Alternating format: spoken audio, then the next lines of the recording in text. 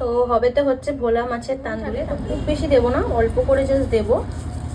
দেবো হচ্ছে এবার একটু ভিনিগার, অল্পই দেবো ভিনিগার, খুব বেশি দেবো না। দেবো হচ্ছে এরপর টক দই, এই যে দেবো হচ্ছে টক দই।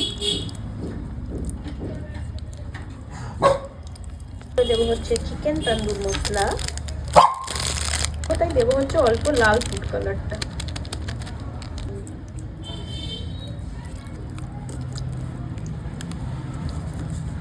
দেবো হচ্ছে অল্প আদা রসুনের পেস্ট।